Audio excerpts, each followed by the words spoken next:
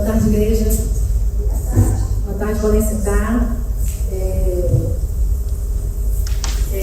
Estou aqui em nome do pastor Fabiano.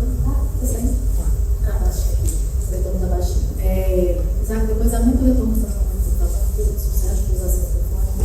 pastor Fabiano mandou um abraço para todos vocês. Ele foi convidado para pregar hoje na igreja. Ele ministrou uma palavra no estudo bíblico numa quarta-feira. Foi bênção demais. Ele pastor pediu para ele repetir essa palavra hoje para a igreja inteira. Porque normalmente na quarta-feira é um estudo bíblico menor.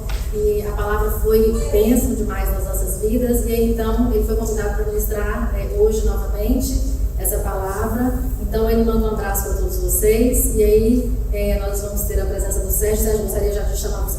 Primeiro, nós temos recados, 2 recados aqui. Diogo, põe para mim, por favor. Um lembrete do nosso Domingo no Parque, próximo domingo, então. Nós vamos ter, o culto não vai ser aqui, nós vamos ter um culto desde manhã cedo, a partir das 9h30 da manhã, só que nós mudamos o lugar. Não vai ser mais no Lake Shore, vai ser no, passa próximo, Diogo, fazendo favor, vai ser no Jack Darling Memorial Park. Os 2 parques são em Mississauga, então são bem pertinho do outro. Só por uma questão de para as crianças também terem acesso à água, a poderem entrar na água. No outro era só um rio. Esse eu acho que tem mais espaço, mais brinquedos para as crianças, então para a família inteira se divertir. Todos vocês, contamos com a presença de todos vocês, convidem os amigos e vai ser uma bênção. A gente vai passar o dia no parque, então domingo que vem, lembrem-se, não vai ser esse culto aqui 5h da tarde, 5 horas da tarde, vai ser no parque o dia inteiro. Todos nós juntos, o pastor vai mandar mais mensagens durante a semana no grupo da igreja para lembrar. E quem vocês forem convidar, por favor, lembrem essas pessoas também, tá bom? Sérgio, por favor, vem aqui. Nós vamos orar por você. Mais uma vez, te agradeço em nome do pastor, em meu nome da igreja, a sua presença aqui conosco. Obrigada de coração. Vamos orar, igreja. Senhor Jesus, nós te louvamos mais uma vez, ó Deus, por mais um dia que estamos reunidos como igreja, na tua casa, na tua presença, Pai. Eu te louvo pela vida do Sérgio. Eu peço a Deus que a palavra do Senhor vai ministrar sobre a vida dele, sobre as nossas vidas, através da vida dele, que seja a palavra revelada do Senhor. Que o Senhor, através do teu Espírito Santo, possa abrir os nossos corações, nós possamos receber a palavra que o Senhor tem para nós e que gere transformação nas nossas vidas. Que o Senhor abençoe a sua casa do Sérgio, os seus filhos onde eles estiverem. Te agradeço pela vida da Elaine, que sempre acompanha o Pai, que as bênçãos do Senhor sejam derramadas sobre a casa dele. É assim que nós oramos e agradecemos em nome de Jesus. Amém.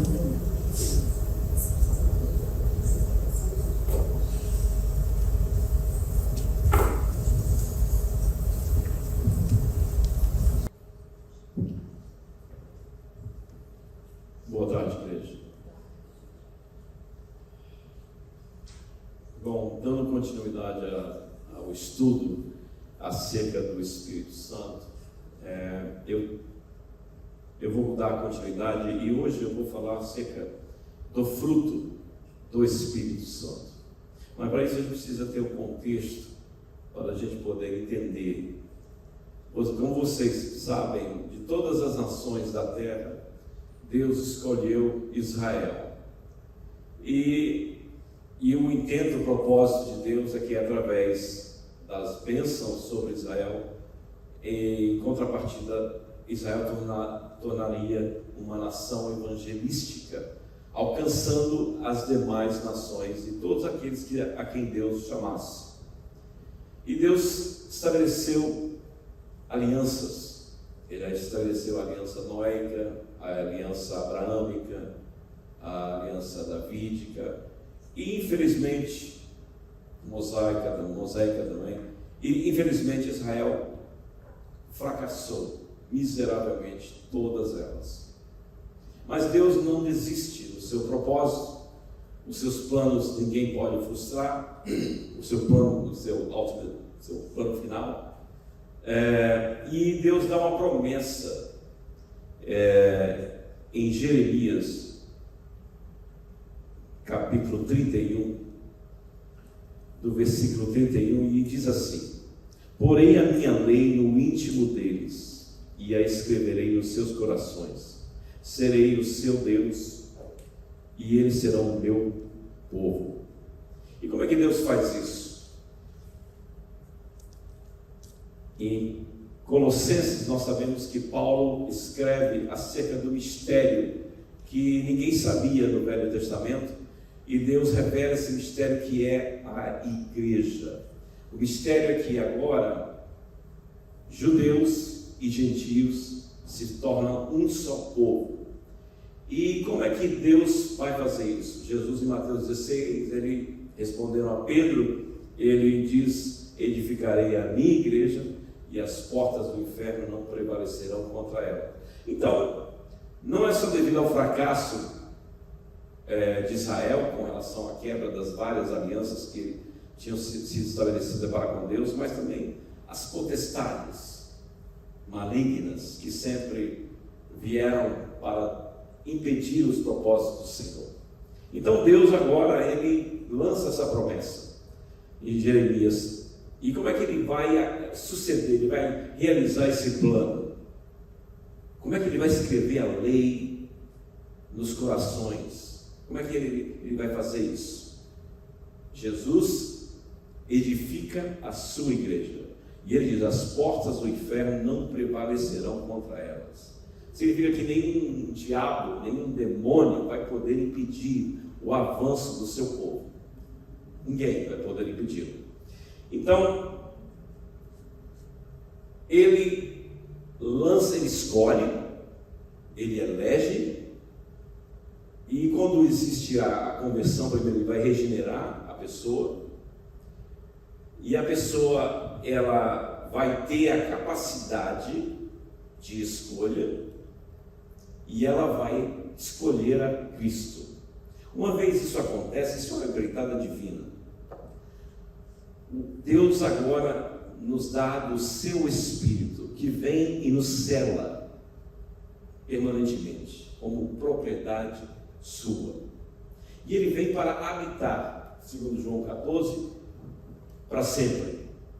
Não é que o Espírito Santo deixa você, volta, deixa, volta. Não.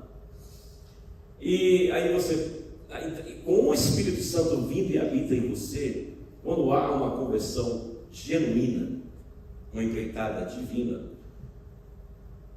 invariavelmente, meus irmãos, o Espírito Santo no cristão, na cristã, produzirá o fruto do Espírito.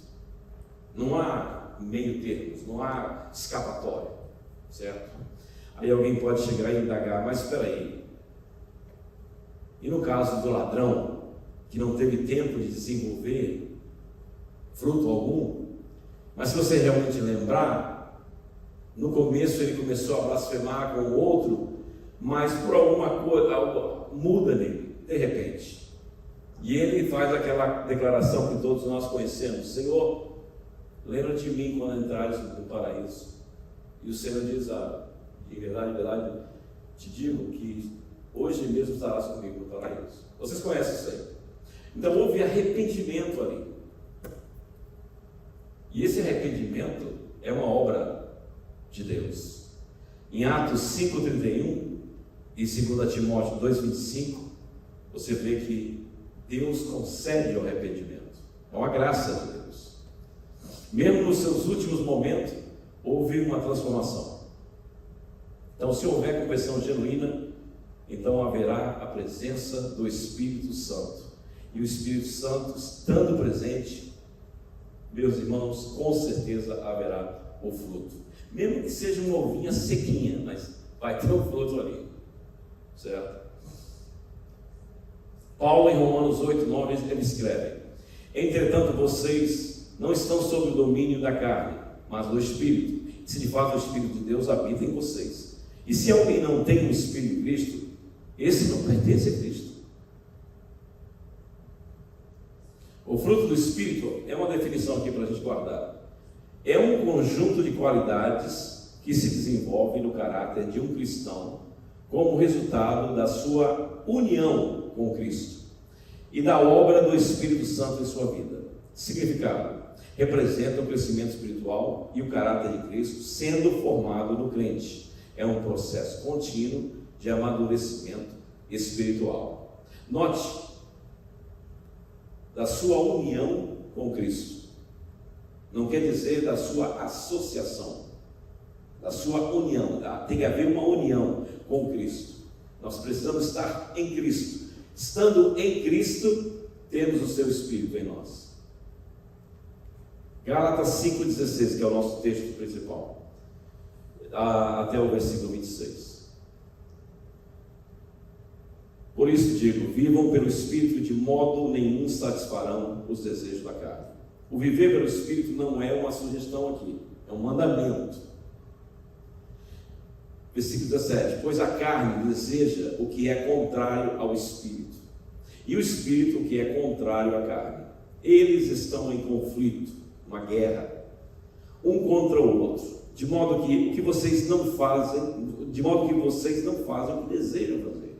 Mas se vocês são guiados pelo Espírito, não estão debaixo da lei. Então existe uma guerra entre nós.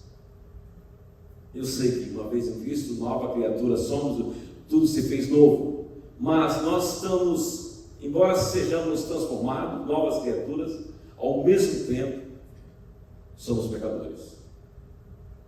É um paradoxo, é a parte nossa, aquela parte carnal que ainda não foi glorificada, ela continua em nós, né? Paulo, ele elucida esse conflito, essa guerra, em Romanos 7, eu vou só parafrasear, porque a gente não tem muito tempo de ler. Ele está dizendo o seguinte, que aquilo que ele quer fazer, ele falha, ele acaba não fazendo. Mas aquilo que ele mais odeia fazer, ele se pega fazendo. Você não sente isso às vezes? Você dá uma escorregada e fala uma tolice? Às vezes cai um exagero, uma mentira. Mas você sabe no seu íntimo que aquilo não é você. Essa guerra, ela estava presente no maior, com exceção do próprio Jesus Cristo, estava no apóstolo Paulo, o homem mais cristão que nós conhecemos no Novo Testamento. E ele chega a dizer, ele começa a externar sua frustração, e ele escreve: miserável homem que sou, quem me libertará do corpo de morte? E alguns estudiosos acreditam que Paulo está fazendo uma referência a um costume que havia na época, muito conhecido. Havia, antes de Roma dominar, havia na cidade de Etruria, que é a Itália de hoje, um povo chamado os etruscos. E o líder desse povo era um tirano chamado Mazêncio. E ele praticava a necroforia. A necroforia é o seguinte: toda vez que um assassino era pego, ele era sentenciado e ele era condenado. E a condenação dele era muito peculiar. Essa necroforia era o ato de o assassino ser atado ao cadáver da sua vítima, para que a decomposição do cadáver passasse para ele e ele morresse uma morte horrível. Então Paulo, quando ele escreve isso, muitos estudiosos acreditam que ele, embora seja uma nova criatura, ele se sente como se ele estivesse amarrado a um cadáver. E ele arrasta esse cadáver para onde quer que ele vai. Ele quer fazer o bem, mas ao mesmo tempo, às vezes, ele tropeça, ele erra. Vocês viram, se vocês lembrarem, ele chama, creio que é Caifás, de sepulcro caiado. Por que me esbofeteaste sepulcro caiado? E alguém fala: você não sabe que eu sou sacerdote? Aí ele: opa, falei tudo isso. Eu não sabia que ele era um sacerdote, me perdoe. Ou seja, deu uma tropeçada ali. Ele tropeçou quando ele chegou e eliminou João Marcos e teve uma discussão bem acalorada com o Barnabé. Vocês conhecem? Não, esse cara está despachado. Quero esse cara proposto. No final da sua carreira, na masmorra, 2 Timóteo, ele escreve, manda chamar João Marcos, porque ele me é útil, ele reconcilia. Então Paulo cometeu alguns erros. Perdão. perdão. Mas, do que um grande conflito, ele é algo que nós temos que nos precaver para que esse cadáver, essa corrupção, não venha tomar conta do nosso testemunho, da nossa conduta. Agora, quando é que sabemos que estamos sendo controlados pelo Espírito? E quando estamos sendo controlados pela carne?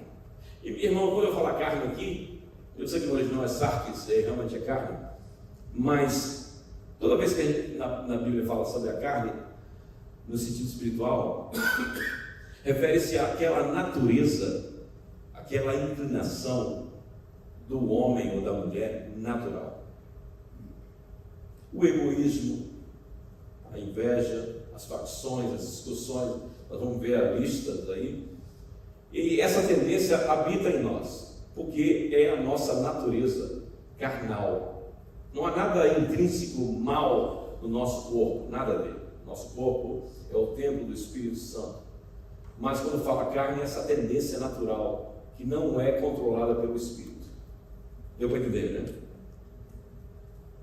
Ora, as obras da carne são manifestas. Oh, muito obrigado. Muito obrigado.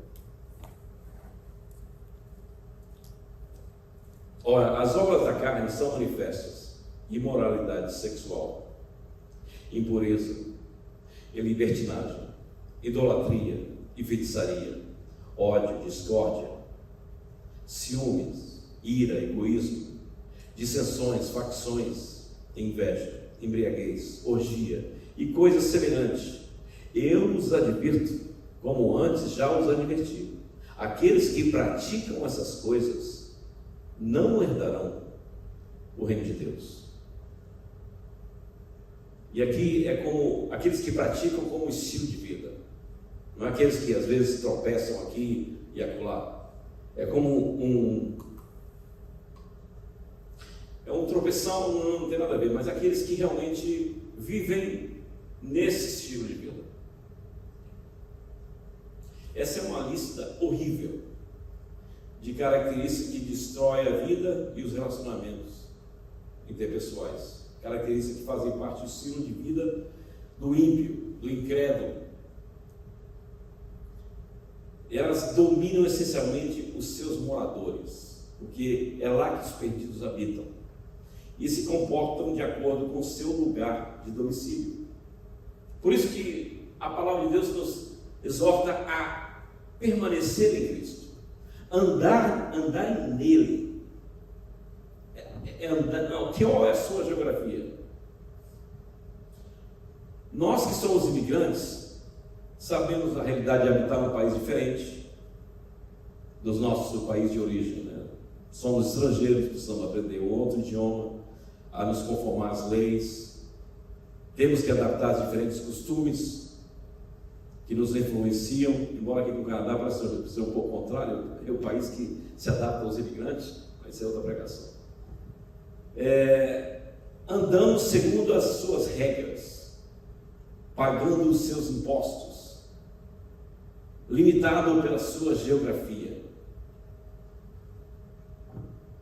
E é claro, estamos vivendo num país, e esse ambiente onde vivemos, ele nos influencia. Não pense você que você é o mesmo, estando aqui já há muito tempo. Você já não é aquela mesma brasileira, aquele mesmo brasileiro quando você estava lá. Você pode não perceber, mas você já não é. Você já adquiriu trejeitos, comportamentos, até um sotaque, talvez. Quando eu estive visitando minha prima em São Paulo há muito tempo atrás, assim que eu comecei a abrir a boca e conversar, eu não percebi nada, eu pensei até que ela estava exagerando. Ela falou assim: você está com um sotaque estranho, que isso? Então, você é influenciado pelo seu environment, ambiente. Embora eu tenha nascido em São Paulo, eu fui criado no estado do Rio de Janeiro. Possuo característica do Rio de Janeiro. Quando visito São Paulo, me sinto um peixe fora d'água, porque não falo igual eles, não penso igual eles. Quando eu chego ao Rio de Janeiro, como se estivesse em casa, porque eu fui criado ali. E hoje mesmo, sendo imigrante, tendo vivido a maior parte da minha vida aqui, vivo de acordo com as leis daqui, já mudei, já não sou o carioca fajuto que eu era. Então, em Colossenses 1, 13 a 14, Ele nos resgatou do domínio das trevas e nos transportou para o reino do seu Filho amado, em quem temos a redenção, a saber, o perdão dos pecados. Agora que habitamos num outro domicílio, o reino do Filho amado, temos o seu Espírito que produz o seu fruto em nós. Mas o fruto do Espírito é o amor, alegria, paz, paciência, habilidade, bondade, fidelidade, mansidão e domínio próprio. Contra essas coisas não há lei. Os que pertencem a Jesus Cristo crucificaram a carne com suas paixões e os seus desejos. Se vivermos pelo Espírito, andemos também pelo Espírito. Não sejamos presunçosos, provocando uns aos outros e tendo inveja uns dos outros, porque isso são obras da carne. Nós não temos mais nada a ver com esse ambiente, com esse domicílio. Esse é um lugar velho. Ao olharmos ao crente em alguma ocasião, poderemos ver algum pecado, mas inevitavelmente você verá alguma das características, o menor que seja, do Espírito Santo nele ou nela. Porque o Espírito Santo, ele não tem outra alternativa a não ser produzir o seu fruto. É nos conformar à imagem do varão perfeito que é o Senhor Jesus Cristo. Por isso que Antioquia foi a primeira cidade onde os crentes passaram a ser chamados cristãos, que significa pequenos cristos, little Christians. Está entendendo? Porque você e eu somos um pequeno Jesus.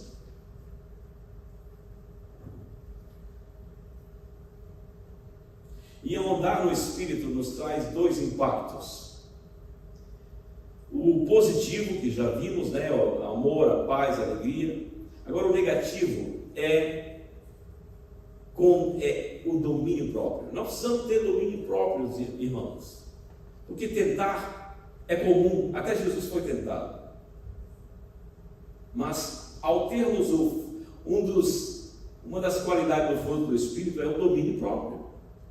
Ser tentado não é pecado. Cair na tentação, sim, aí já é um pecado. Precisamos ter domínio próprio, a resistir àquelas tendências carnais que habitam em nós.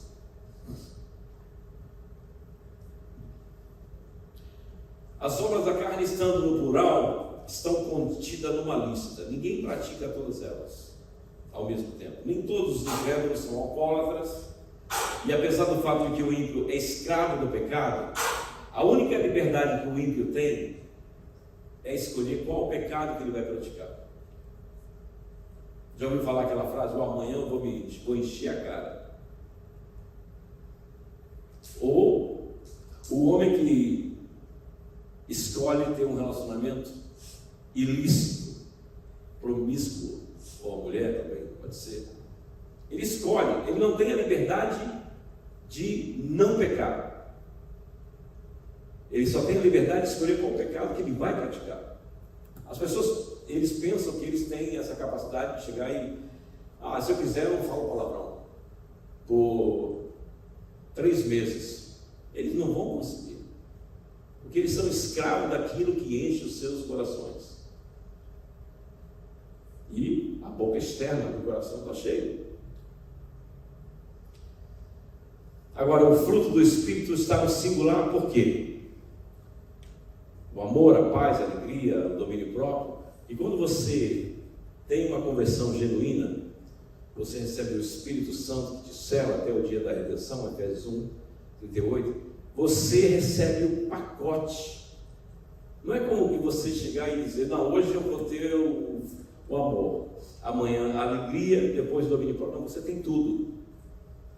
E à medida que você se enche do Espírito, você vai manifestar mais ainda essas características do fruto. Irmão, estou quase terminando. Passa tão depressa. O fruto do Espírito só é possível quando houver uma conversão real, quando estivermos em Cristo, não associados, mas unidos, enxertados. João 15:8. Eu sou a videira verdadeira e o meu Pai é o agricultor. Todo ramo que estando em mim e não dá fruto, ele corta. E aquele que dá fruto, ele poda para que dê mais fruto ainda. Vocês já estão limpos pela palavra que eu tenho falado. Permaneçam em mim e permanecerei em vocês. Nenhum ramo pode dar fruto por si mesmo, se não permanecer na videira. Vocês também não podem dar fruto algum, se não permanecerem em mim. Eu sou a videira verdadeira, vocês são os ramos. Se alguém permanecer em mim e eu nele, esse dará muito fruto, pois sem mim vocês nada podem fazer, coisa alguma. Quando ele fala que se alguém estando em mim não dá fruto, o pai, o agricultor, corta e lança ao fogo. Fogo? Que analogia? Ele está falando do quê? Ele é o real good guess. Ele talvez está falando acerca de Judas. Judas Iscariotes. Ele era um dos nossos, mas não era nosso. Ele estava associado com Jesus Cristo. Vocês lembram de João 11? Jesus tira a sua veste, pega a toalha, cinge seu ombro com a toalha e ele vai lavar os pés de seus discípulos. Pedro, mais que depressa, Senhor, tu vai lavar meus pés? De jeito nenhum. Pedro, o que eu estou fazendo agora tu não sabes, mas depois tu vai entender. Não, Senhor, de jeito nenhum. Se eu não te lavar os teus pés, tu não tem parte comigo. Então, se eu lava tudo, vocês já estão limpos. Aquele que já tomou banho só precisa dos pés. Você já está limpo, você já está salvo. Eu só preciso lavar os teus pés, porque às vezes você dá uma passada e muda de domicílio, anda por lugares que você não deve andar e coleta poeira, o pecado. E eu preciso lavar os teus pés diariamente. Mas entre vós tem um que não é limpo, referindo-se a Judas Iscariotes. Judas não perdeu a salvação. Ele nunca teve. Ele nunca foi salvo. Então ele estava associado à videira, mas não havia, era um ramo que estava praticamente amarrado ao caule. Caule que fala, né? É ao caule, mas a seiva da videira que transportava o nutriente para o ramo não estava conectada a esse ramo. Então esse ramo não tinha vida. A seiva representa o Espírito Santo. Sem o Espírito Santo nós somos mortos em nossos delitos e nossos pecados. Por isso que Judas revelou aquilo que ele sempre fora: um filho do diabo.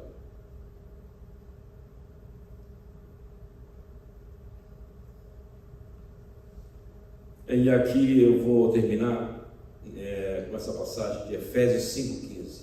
Tenhem cuidado com a maneira como vocês vivem, que não seja como insensatos, mas como sábios, aproveitando ao máximo cada oportunidade, porque os dias são maus.